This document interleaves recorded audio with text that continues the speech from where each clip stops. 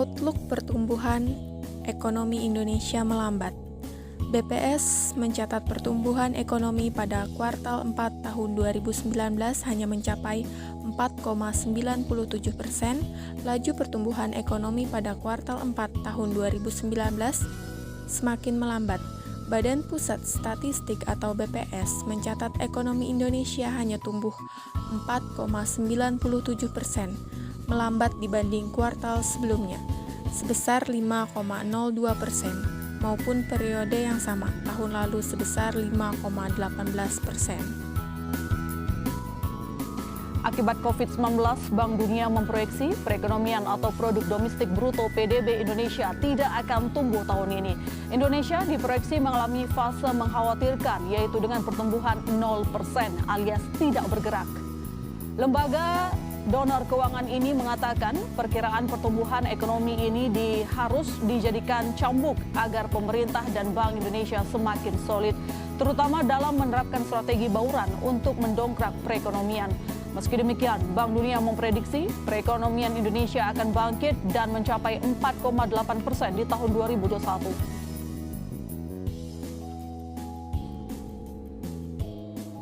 Bank Dunia menyatakan pandemi virus corona sudah menyebabkan tekanan terhadap perekonomian hampir di seluruh negara di dunia, baik dari sisi eksternal maupun internal. Pertumbuhan ekonomi global bakal minus 5,2% selama tahun 2020. Ekonomi Tiongkok masih tumbuh tetap hanya 1%, tetapi India minus 3,2% dan lebih parah Brazil minus sampai 8%.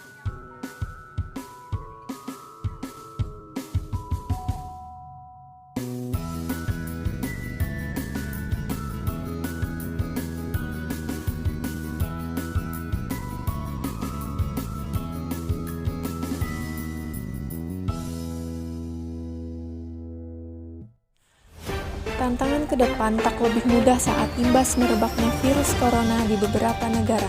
Terasa pada kuartal pertama, imbas virus corona menahan geliat ekonomi dunia. Tentunya ini membuat Indonesia kesulitan memacu ekspor dan memanfaatkan impor. Tahun lalu saja baik ekspor maupun impor, barang dan jasa masing-masing terkontraksi 0,87% dan 7,69%. Sektor pariwisata pun tak luput dari pengaruh virus corona. Oleh karena itu, pemerintah diingatkan untuk bergerak cepat menyerap lebih banyak investasi. Tahun ini, pemerintah kembali menargetkan pertumbuhan ekonomi di angka 5,3%.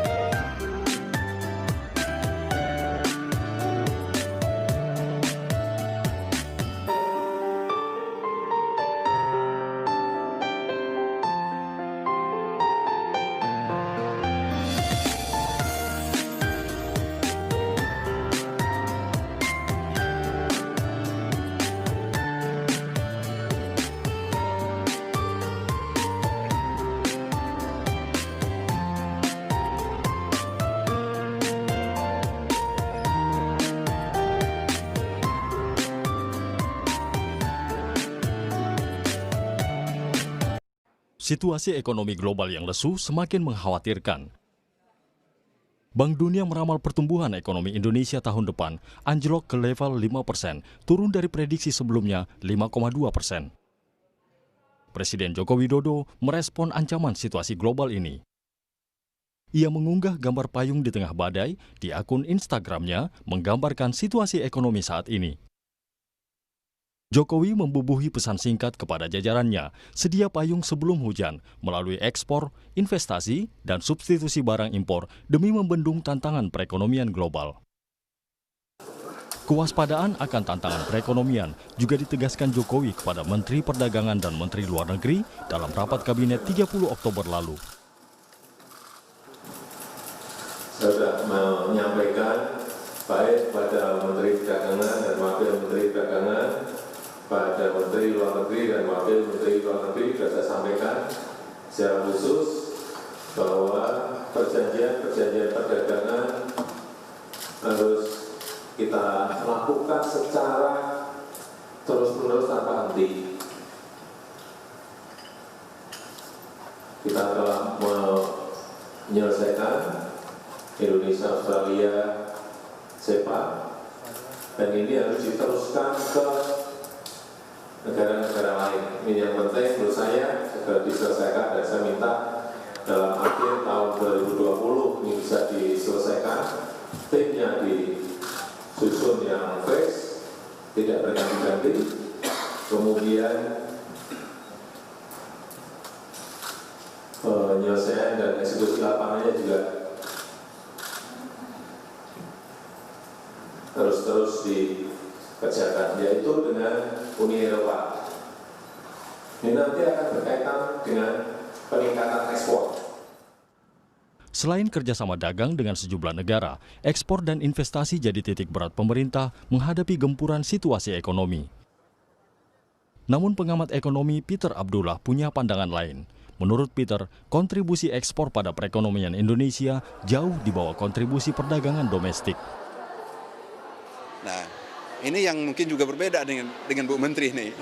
Saya masih sangat optimis kita bisa selamat dari resesi.